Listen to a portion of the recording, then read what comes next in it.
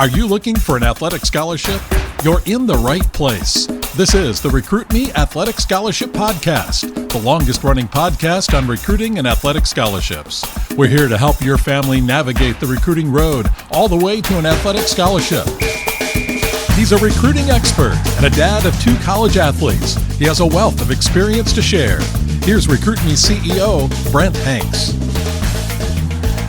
Welcome to episode 475 of the Athletic Scholarship Podcast. Part of the Recruit Me 3.0 Athletic Scholarship System Manual are the 10 myths about athletic scholarships. These 10 myths state the myth and the truth and insight about the myth. By listening to today's episode, you will hear the myths, get some questions about recruiting answered to help you in your recruiting journey. Stay tuned in, and at the end of this episode, I will give you details on how to get the Recruit Me 3.0 system on the recruit-me.com website. Way back in 2022, I covered these myths in episodes 279 through 290. Each episode covered a myth, 1 through 10 individually. You can re-listen to each of those episodes on your favorite podcast app or find them on the recruit-me.com website. Today, let's get into the 10 myths about athletic scholarships from Recruit Me. Don't fall for myths about athletic scholarships. Here's a question. How can I find out what is really important in going after athletic scholarships? As I went through the recruiting process with both of my sons, I found out that there are a lot of myths. Parents like you and me and kids like ours believe certain things are not true. And as a result, they miss their chance to receive an athletic scholarship at the school of their choice. My goal is to help you cut through the myths and focus on what is true and important. Myth number 1, if my child is good enough, the college coaches will find him or her. Truth, a very small percentage of high school student athletes receive scholarships because the coach just happened to find him or her.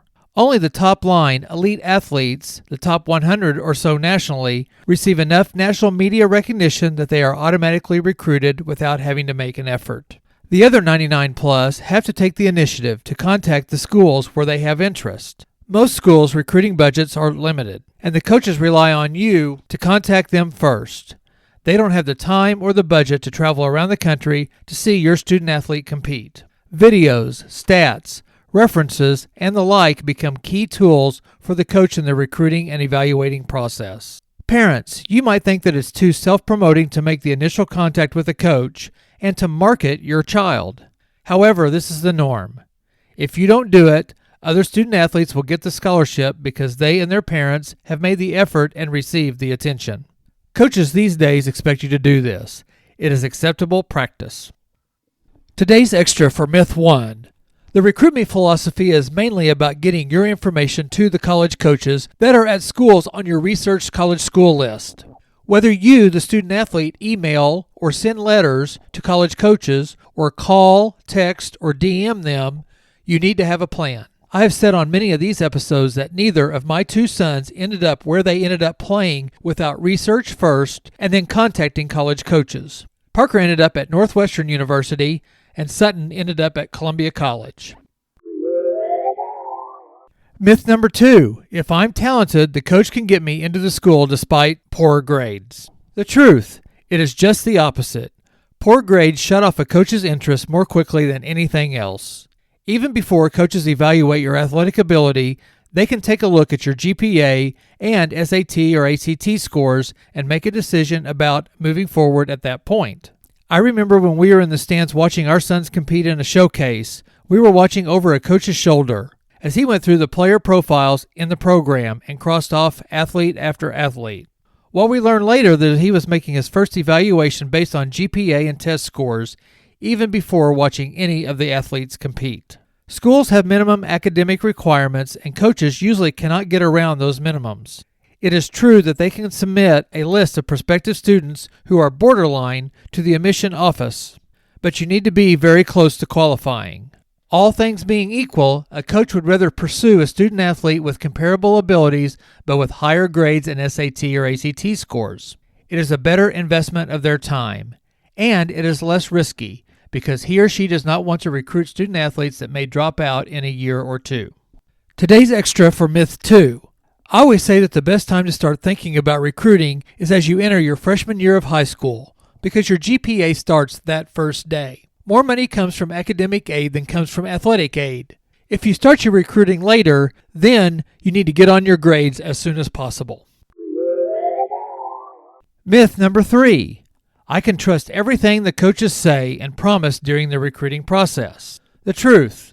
Coaches realize that not all recruits will choose their college. Therefore, coaches must over-recruit. They talk to more prospects than they have spots for. Some have a tendency to overpromise and overstate too, and the reality once you enroll is not always what was presented in an attempt to recruit you. So be careful. Ask questions. Try to get to know the coach's character. Check into the coach by talking with friends who may know him or her. Find out about his or her reputation. If you can, talk with current athletes on the team and get their take. Today's extra for myth number 3. Coaches may or may not stretch the truth a little bit.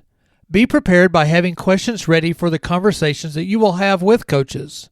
One promise to watch is if a coach promises playing time. Myth number 4. I can wait until my senior year to look for athletic scholarships. Truth.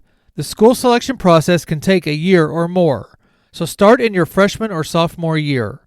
Start gathering information about schools and programs. Make initial contact and begin sending stats after competing at the varsity or club level. You should definitely start the process no later than the junior year. The coach is under certain restrictions on when he can contact you and how he does the recruiting. Today's extra for myth number 4.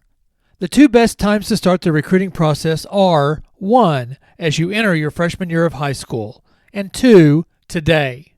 Most action for a majority of student athletes will be as you enter your junior year of high school and the whole junior year, but you need to use your freshman and sophomore years to prep for the action. Myth number 5. Most athletic scholarships are full rides. Truth. It is just the opposite. Other than football and basketball, it is rare for a student athlete to be offered a full ride scholarship at any school. Most coaches have limited scholarships. They try to stretch their scholarship money dollars just as you try to stretch your education dollars. Your child will likely be offered room and board, tuition, or books, or some combination of these. Be prepared to pay some money at any school where you are offered a scholarship. It will likely only be a partial scholarship. But don't overlook additional financial aid that you may qualify for in the form of academic scholarships or grants. When you're making the tough decision as to which school to choose, consider the whole package, not just the athletic scholarship component. Today's extra for myth number 5. An NCAA new ruling started in the 2025-2026 season, and it takes some D1 sports from headcount sports, which gave only full ride scholarships, to now all NCAA Division I and Division II sports are equivalency sports. All that means that the schools can give both full and partial scholarships. Each NCAA Division I and Division II sport has a new roster and scholarship number limit.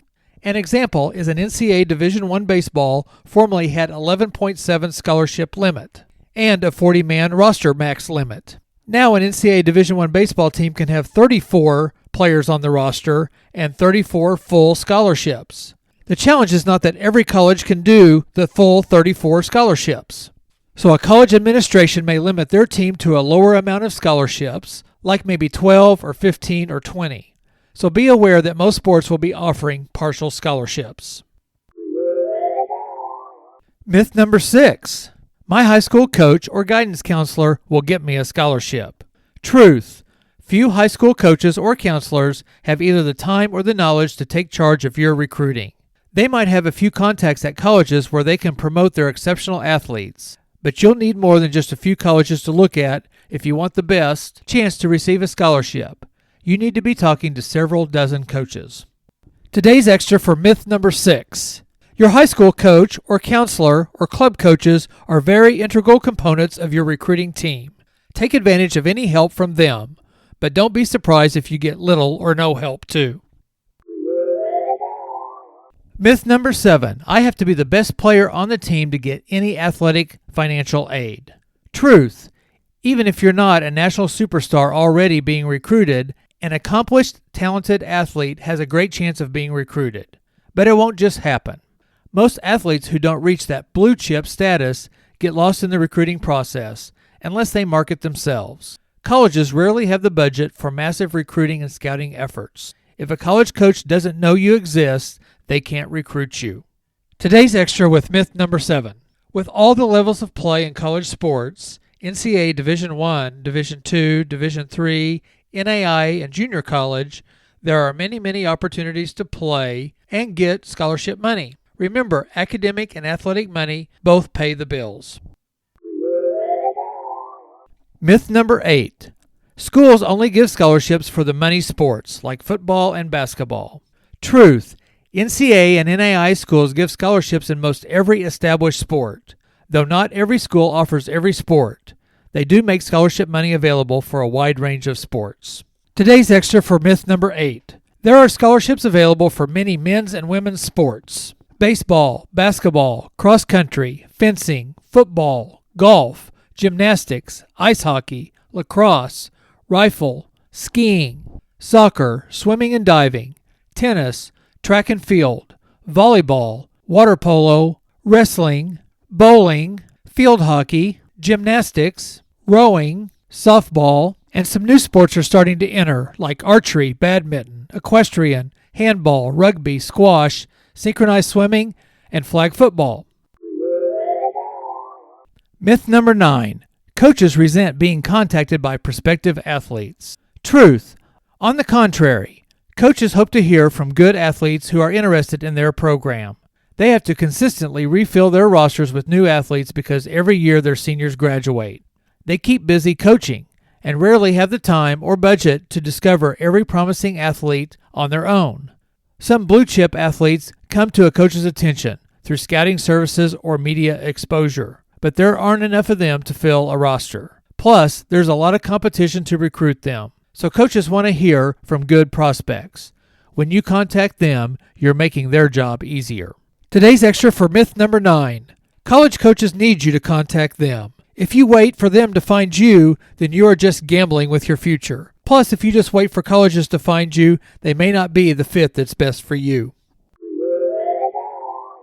Myth number 10. I already received a letter from a coach, so I'm being recruited. Truth. Coaches send out hundreds of letters to athletes they know little about. Chances are that there are hundreds of student athletes receiving the exact same letter you did. Why? Because the coaches want to know who's interested, so they can begin a recruiting dialogue. Look at stats and evaluate them. Today's extra for myth number 10. Be selective on attending invitation camps and showcases. Going to ones that don't fit your plan can cost you a lot of time and money. The conclusion in the Recruit Me 3.0 system says, Parents, let me say a few words about scholarships. Your child may have an interest in schools that do not offer athletic scholarships, but they have a strong academic program. Also, some schools may initiate contact but do not offer scholarships. For instance, Ivy League schools do not offer athletic scholarships, and neither do NCAA Division III schools. However, many of the non-scholarship schools are some of the best academic institutions in the nation. The good news is that schools that do not offer athletic scholarships usually offer other forms of financial aid, such as academic scholarships and grants. If your student is really interested in a school that doesn't offer athletic scholarships, check with that school and find out what other avenues are available. It is conceivable that they may be able to offer a financial package where you pay less for an education than you would with a partial athletic scholarship at another school. In fact, even if your student athlete does not receive athletic scholarship offers, you should make sure you pursue those financial aid options. The recruiting and school selection process is more than just pursuing the goal of getting a scholarship. You ultimately want to choose a school where you can compete and where you can find the best education for the best price. Parents and athletes, be thinking long term. An athletic scholarship is a means to an end. Your scholarship enables you to get an education and prepare for your life ahead. I doubt it will include competing professionally in 10 years. So ready, set, go. Now that you have some background, you are ready to get started in the process. Your real recruiting education will come when you actually go through the Recruit Me 3.0 system. So let's get rolling. In the Recruit Me 3.0 manual, at the end of each chapter, there are key points and discussion points. Key points about myths about athletic scholarships. There are many myths that confuse people about athletic scholarships, so you need to stay informed about what's true and what's not. Also, parents must commit their time to the recruiting process to help their son or daughter. Here's some things to think about or discuss. What myths did you believe about athletic scholarships? What was the most important thing you learned from this chapter? These 10 myths about athletic scholarships are part of the Recruit Me 3.0 athletic scholarship system and is part of the Recruit Me LLC athletic recruiting education portfolio. Recruit Me provides you the free recruiting power pack found on the recruit-me.com homepage. It also provides this free podcast, the Athletic Scholarship Podcast, which has generated 475 weekly episodes that give you useful recruiting information and advice. The program also has a free monthly Recruit Me newsletter, and then the inexpensive but powerful $39 Recruit Me 3.0 system. You can get the 200-plus page PDF recruiting manual, workbook, and worksheets on the recruit-me.com website.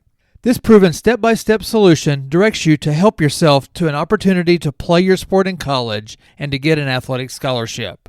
You get easy-to-use fillable forms to email to coaches that get you fast results and responses from college coaches. The Recruit Me 3.0 has a long history of success with thousands of families. Without risking thousands of dollars on a recruiting mill, you will be empowered to direct your own system and control your recruiting process. Again, the Recruit Me 3.0 system is only $39 and has a 90-day money-back guarantee. Go to the recruit-me.com website to get access.